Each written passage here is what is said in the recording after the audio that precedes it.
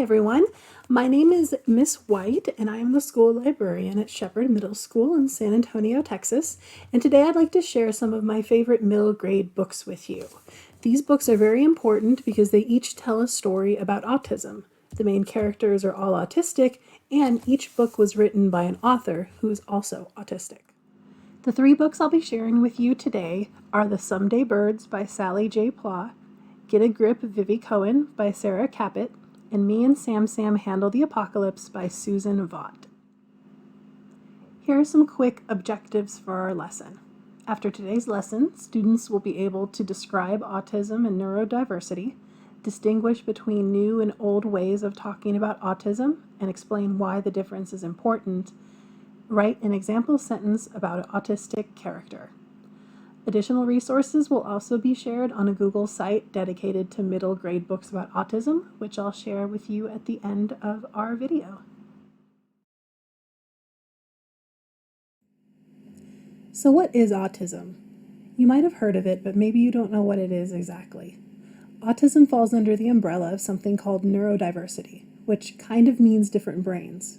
People with autism, ADHD, dyslexia, Tourette's, and other conditions have brains that work a little differently than most people's. The idea behind neurodiversity is that just because someone's brain is different, it doesn't mean that it's broken or bad.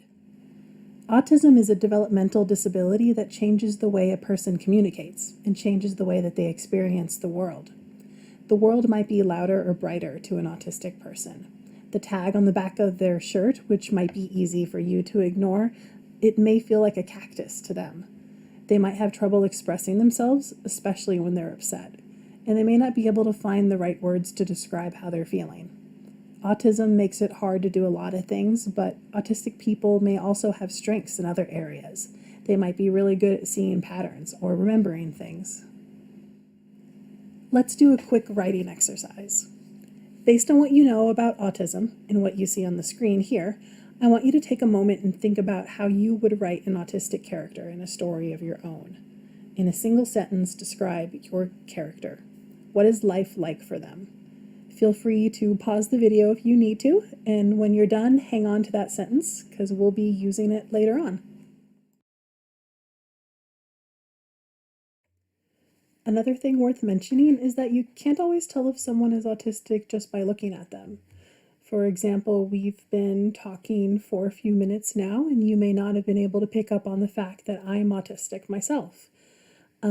It's a little bit easier for me to talk right now because I've practiced and I'm just talking to a camera instead of talking to you face to face. But conversations are a lot harder for me. I have trouble making eye contact with people, and my brain takes a lot more time to process the things that people say, so sometimes I don't respond right away when someone talks to me. Middle school was really tough for me. I didn't have a lot of friends, and I didn't know why I felt so different from everyone else. Back when I was a kid in the 1980s and 1990s, we didn't know a lot about autism, so people didn't really know how to help kids like me when I got upset. That's why it's important for us to share stories about autistic characters.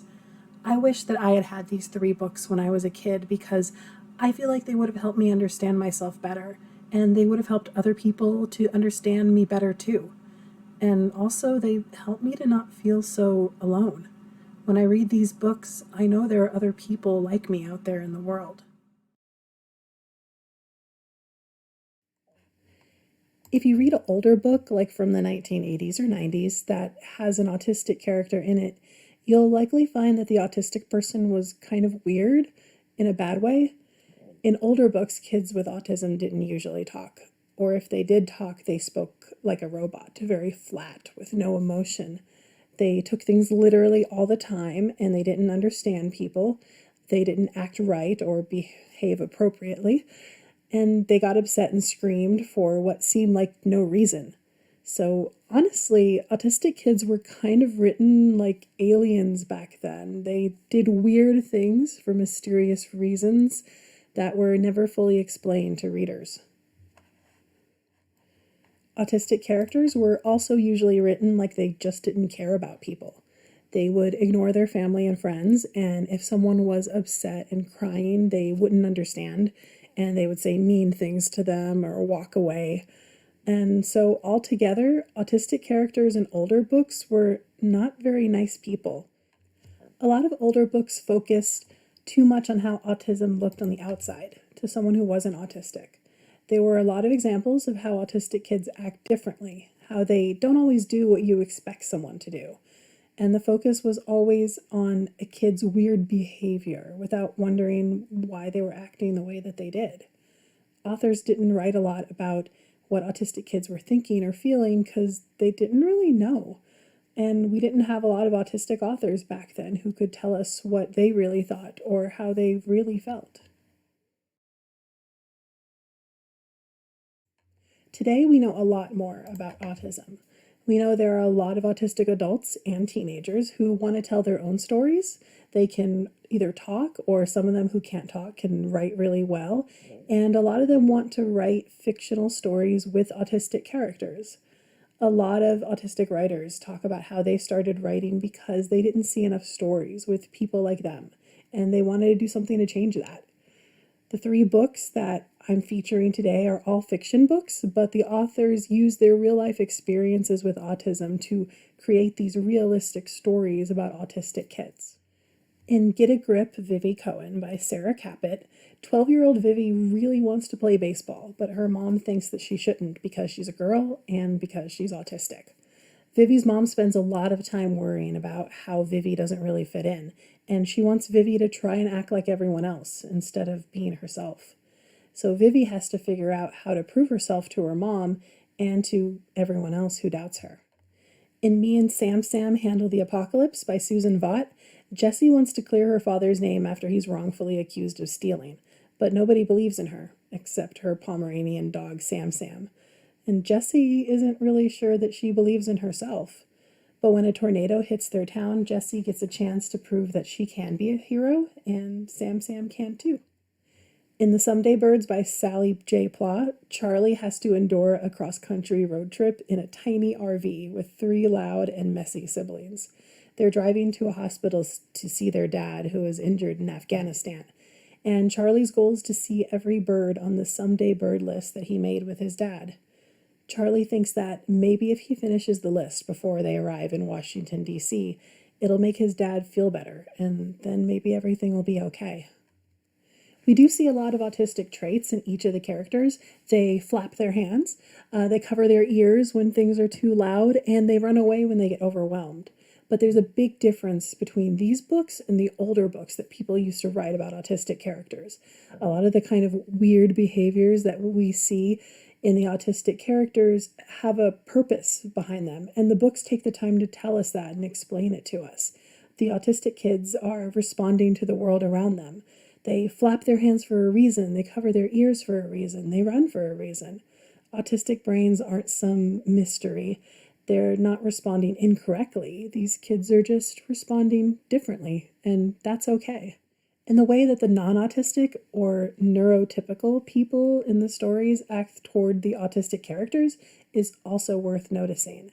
These autistic characters try really hard to fit in. They remind themselves of all the different rules that they've been told about how to be social and how to talk to people correctly.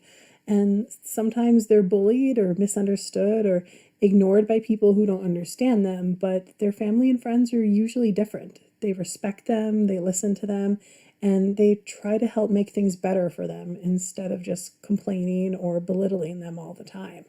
They still have arguments and disagreements, which are part of the stories as well, and everyone does.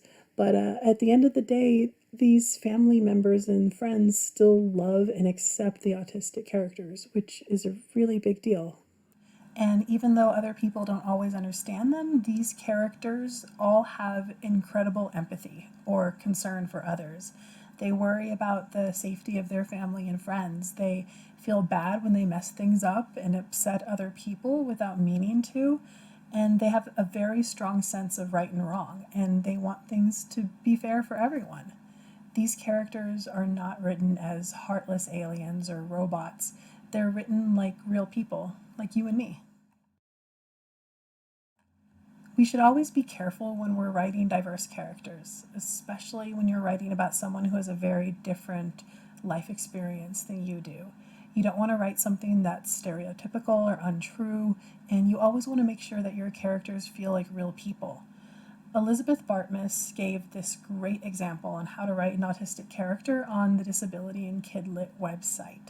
So take a look at these 3 versions of the same idea and see what you think. Sentence 1. Brianna would scream whenever she had a wrinkle in her sock. Sentence 2. Brianna was especially sensitive to how her clothing felt, so she would scream whenever she had a wrinkle in her sock.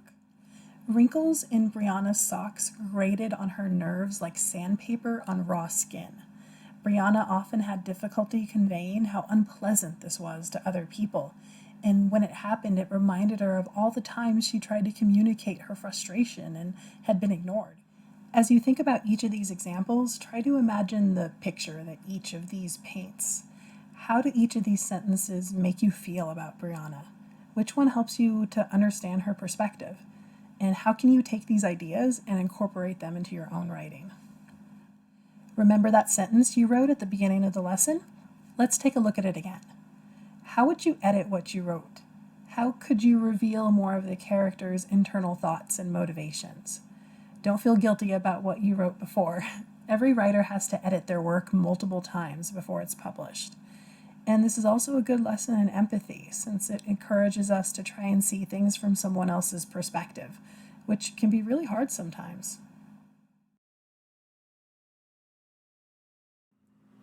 It's also important for us to write stories about diverse autistic characters. There aren't many books about non-speaking or non-verbal autistic characters. One recent example is Planet Earth is Blue by Nicole Pantelikis. We also need more stories about autistic kids from different cultures and races, which I'll talk about more in a few minutes. Official CDC estimates say that 1 in 54 people are autistic, but some scientists estimate that it could really be 1 in 40, 1 in 30, or even 1 in 20.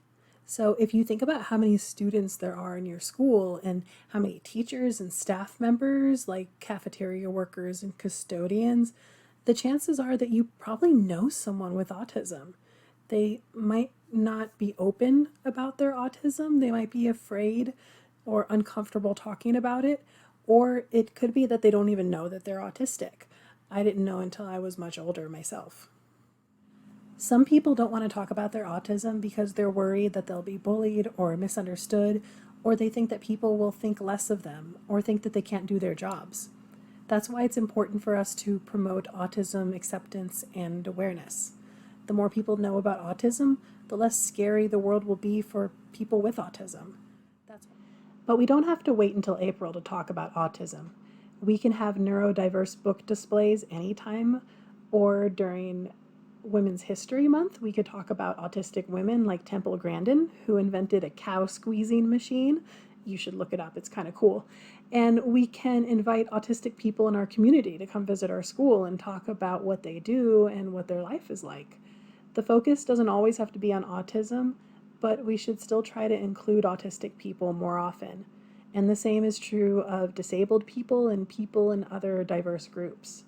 They're all a part of the world, but we don't always see them. So it's important for us to think about ways that we can help people. Think about what you can do to help the kids in the special education classes at your school, or the kids in your district's elementary schools. The more you read books with stories with autistic characters, the more you'll be able to recognize autistic traits in other people. So instead of thinking that someone's weird or not smart, maybe you'll recognize that they're just different from you and they have a different way of showing what they know. And that's why it's important to read diverse books in general, so you can recognize and appreciate more of the world around you. Adults who talk about books often talk about something called representation. They want to have books in our libraries that represent or show us people from different races, cultures, gender identities, disabilities, and more. All 3 of these books were written by white women, but there are also autistic authors out there who are Asian, Black, Latino, gay, non-binary, trans, and so much more. Their stories are also important for us to read. so we can better understand people who are not like us. And they're also incredibly important for people who don't always get to see themselves in books. Everyone should feel like they belong in your library and in your school. Having more diverse books, including more neurodiverse books, is a great place to start. As we wrap up, consider the following questions. What's something new that you learned about autism today? And how might this lesson affect the way that you write? How can we use what we learned today in our daily interactions with others? And how do diverse books help our sense of empathy? So thank you for watching. I hope that you learned something new, and I just think that books with autistic characters are very important, and I hope that I illustrated that through the lesson that we did today. And I hope you have a great day. Thanks again.